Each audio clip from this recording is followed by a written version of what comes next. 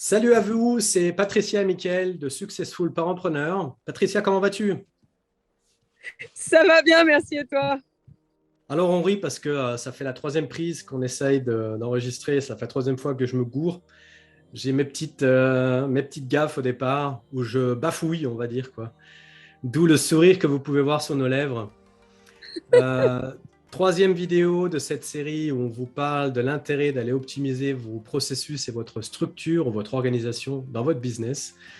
Et dans cette dans le troisième volet ou dans la troisième vidéo, on va vous parler de l'avantage de pouvoir finalement, avec l'optimisation de vos processus et de votre organisation, c'est de pouvoir réduire le stress et surtout la frustration de vos employés.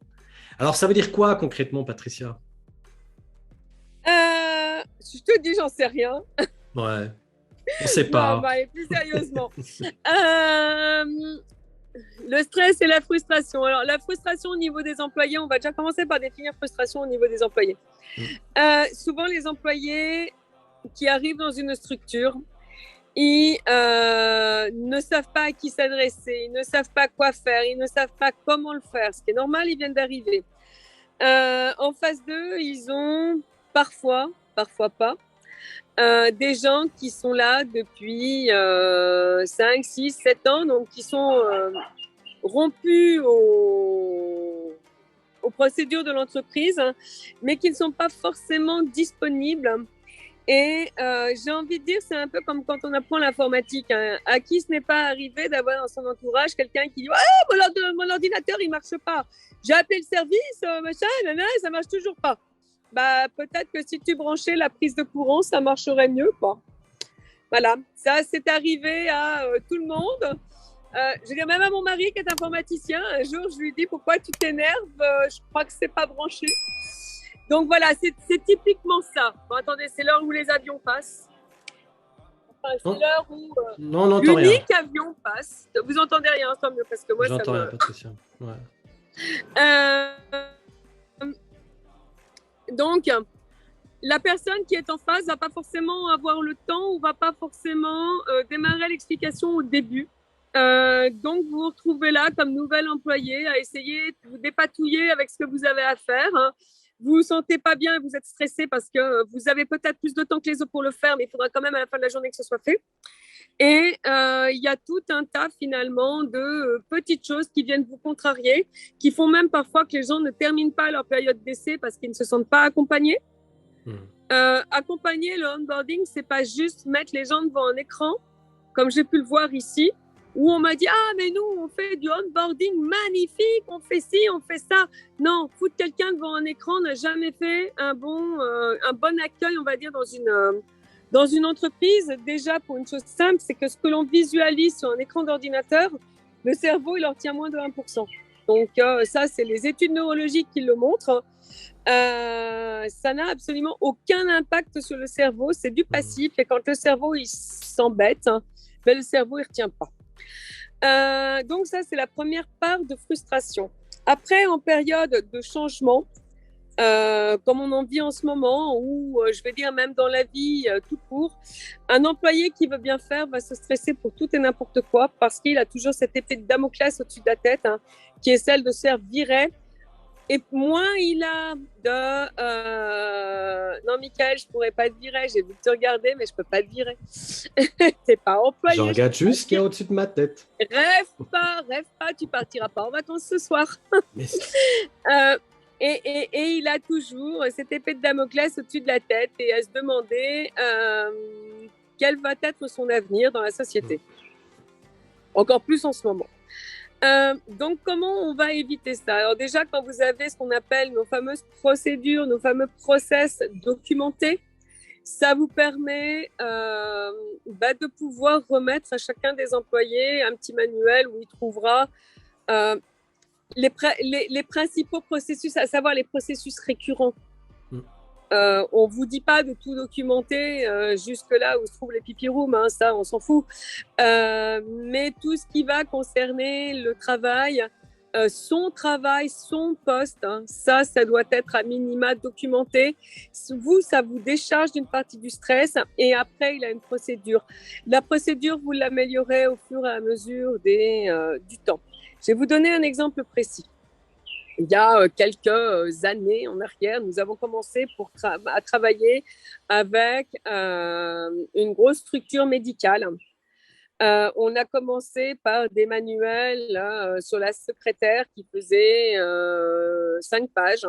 Aujourd'hui, les manuels, à force de les compléter, ils en sont à une 40aine de pages. Voilà, le client nous tient régulièrement informés de ce qu'il fait.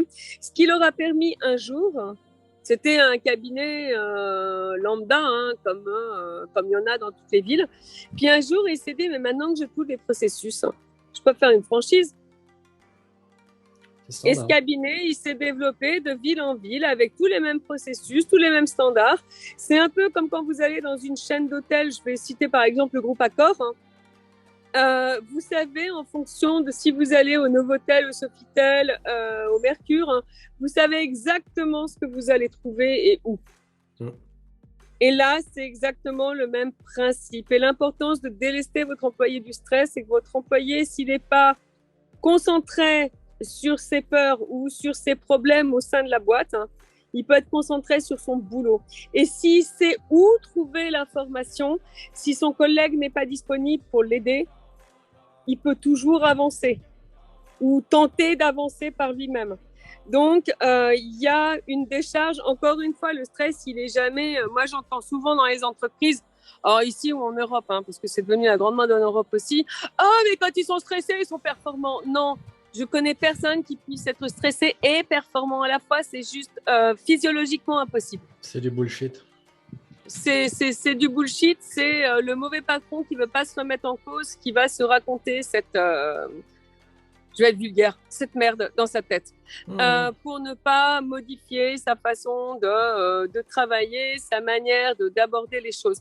Un employé, pour qu'il travaille bien, il faut qu'il soit serein, il faut qu'il soit serein à tous les niveaux, au niveau de son poste, hein, au niveau du travail qu'il a à accomplir et au niveau de la perspective et de la progression qu'il pourrait avoir dans l'entreprise.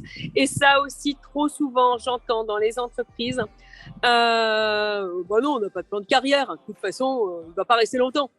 Qu'est-ce que vous en savez qu'il ne va pas rester longtemps? Et deux, si je prends le problème à l'envers, est-ce qu'il ne reste pas longtemps parce qu'il n'a pas de plan de carrière? Est-ce qu'il resterait plus longtemps s'il avait un plan de carrière? Parce que le problème, il est peut-être là, l'absence de perspective. Vous avez, quand vous embauchez un jeune à 25 ans, il rêve de quoi? Globalement, de pouvoir s'établir, d'avoir un point de chute de logement fiable, voire qui lui appartienne, d'avoir peut-être le confort de se dire le jour où ma voiture elle me lâche, je peux en changer. C'est des choses bêtes, hein, ou de pouvoir se dire qu'il va pouvoir partir où il veut en vacances, peu importe. Hein. Mais dans la tête, hein, ça remplit son besoin, ça remplit son objectif. Et à partir du moment où il sait où il met les pieds, qu'il peut commencer à planifier les choses, ben, il peut commencer à se dire « Ah, ok, je vais pouvoir faire ça, puis je vais pouvoir faire ça. » Et il voit un intérêt à rester chez vous. Donc voilà, et là encore, on est sur une base de processus. Alors, on n'est plus sur du processus psychologique, hein, puisque pour avoir un retour travail, il va falloir que vous compreniez comment fonctionne l'être humain. C'est pas comment fonctionne votre employé, hein, c'est comment fonctionne l'être humain. Donc ça veut dire vous, mais ça veut dire également vos employés. Voilà en gros ce qu'on entend par prendre soin de vos employés pour arriver à optimiser la situation globale de votre entreprise. Plus votre employé il sera bien. Nous, on a une employée ici, ça fait 15 ans qu'on a à Maurice, hein, ça fait 14 ans qu'elle est avec nous. Parce qu'elle est bien, parce qu'elle sait que quand, là, typiquement, elle a un souci familial, vendredi, elle m'a dit, est-ce que je peux? Mais évidemment qu'elle peut ne pas venir. Voilà, la question ne se pose même pas. Et ça, c'est un confort d'esprit qu'elle a. Et c'est pour ça qu'elle est bien, et parce qu'elle sait que quoi qu'il arrive, elle sera entendue. Et l'employé, ce qu'il attend aussi de son patron, vous attendez un travail, lui, il attend une compréhension. Alors, je ne vous dis pas non plus l'employé qui est toujours en retard tous les 4 matins. Mais là encore, j'ai eu un cas où le patron voulait absolument que l'employé, qui n'avait pas de contact clientèle, démarre à 8 heures. Sauf que l'école de sa fille commençait à 8 heures et elle ne pouvait pas la déposer ni chez la nounou, ni avant 8 heures. Donc, comment vous vouliez qu'elle dépose sa fille? Alors, son boulot était pas loin, mais tous les jours, elle arrivait avec 5 minutes de retard. Tous les jours. Et sauf pendant les vacances, forcément, parce que pendant les vacances, sa gamine n'était pas à l'école. Et un jour, j'ai mis sur le papier en disant, mais pourquoi vous ne l'autorisez pas à arriver à 8h15? Et au lieu de partir à 17h, puisque le soir, c'était son mari qui récupérait leur fille, elle partira à 17h15. Où est le problème? Alors après avoir bougonné, parce que c'était un monsieur à qui on avait dû dire un jour que ça faisait 20 ans que c'était comme ça et il n'y a pas de raison que ça change, il a fini par décaler l'heure en bougonnant, mais il a consenti à ce qu'elle fasse, qu'elle arrive un quart d'heure plus tard et qu'elle reparte un quart d'heure plus tôt. Et bien cette dame, c'était pas grand-chose, parce qu'au final elle fait le même nombre d'heures. Figurez-vous que de ne pas arriver stressé, de ne pas arriver avec la peur au ventre de se faire engueuler, parce que les jours où monsieur n'était pas de bonne humeur, c'était un peu folklore dans le bureau. Cette dame a fait 1 fois et demie ce qu'elle faisait en temps normal. Parce que soudainement, elle avait plus la frustration de se dire faut que je me dépêche de déposer ma gaine. Elle avait le temps de déposer sa fille à l'école, elle avait le temps d'embrasser sa fille et après, elle pouvait se rendre tranquillement à son bureau qui se trouvait au bout de la même rue, sans courir, sans rentrer la peur au ventre. Voilà. Donc, offrez une oreille, essayez de comprendre si c'est récurrent parce qu'il est incapable de se lever, qu'il a fait la bringue la veille, auquel cas c'est à lui de régler le problème, ou si c'est un véritable problème, comme un problème d'organisation à un quart d'heure près, ça ne changera pas la vie de votre entreprise, qu'elle commence un quart d'heure plus tard et qu'elle débauche un quart d'heure après. Voilà, typiquement, c'est ce genre de choses qu'on va aussi aller dépouiller quand on fait nos audits. Parce que moi, j'aime bien savoir si les gens sont à leur place. Et s'ils s'y sentent bien à leur place, si le siège est confortable et pas simplement physiquement. Voilà. Finalement, dans le travail en commun, on arrive parfois en fin d'analyse, en fin de mise en place de l'état standardisé des processus. Alors, on ne parle pas de tous les processus, on reste dans des processus qui sont des processus qui ont un retour sur investissement, des processus qui ramènent finalement dans la chaîne de valeur leur propre valeur. Bien souvent, quand on arrive à la fin, on vous aide à mettre en place en fait un standard et ce standard, surtout au niveau des employés, reste souvent sur un système, on va dire, de formation. Alors, ça veut dire quoi? C'est comme vous pouvez le faire au niveau du service client pour aller répondre à des questions standards, des questions qui reviennent tout le temps au niveau de vos clients. Comment je peux faire un retour de produits, comment je peux, quels sont les types de paiements que vous acceptez, quelles sont les conditions pour travailler avec vous, ce genre de questions qui reviennent toujours chez tout le monde. Eh bien, au niveau des employés, c'est pareil. Voyez vos clients, vos employés comme vos clients. Donc, certains, la plupart sont des partenaires au niveau de vos clients.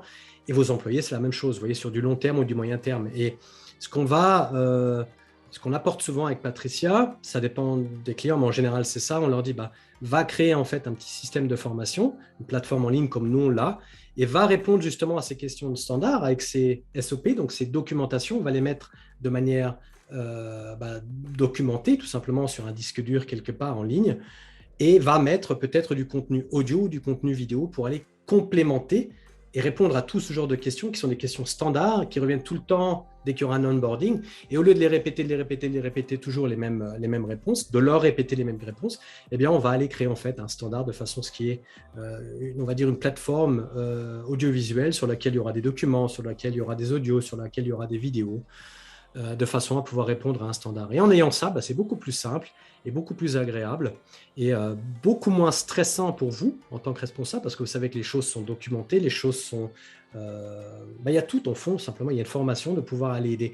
Et les questions et les points qui seront à éclaircir seront beaucoup moins nombreux que si vous ne le faites pas. Voilà, voilà.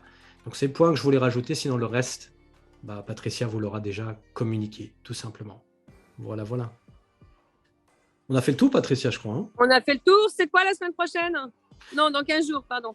Ouais, la prochaine vidéo, ce sera en fait sur le fait de pouvoir mieux prendre des décisions. Alors, vous, en tant que dirigeant, vos clients, en tant que clients, pourront prendre tout simplement avec des processus et une organisation optimisée, tout simplement mieux prendre des décisions. C'est ce qu'on abordera dans la prochaine vidéo. Voilà, Patricia. Merci beaucoup. N'hésitez pas à vous abonner si vous ne l'êtes pas encore. Beaucoup d'entre vous ne le sont pas encore. En vous abonnant, vous apprendrez tout simplement, vous serez informé dès qu'on sortira une nouvelle vidéo, dès qu'il y aura quelque chose de nouveau sur la chaîne. Non. Voilà. Bah, c'était Patricia et Mickaël de Successful Parentpreneur. On vous dit à très bientôt. À bientôt. Ciao. Bye.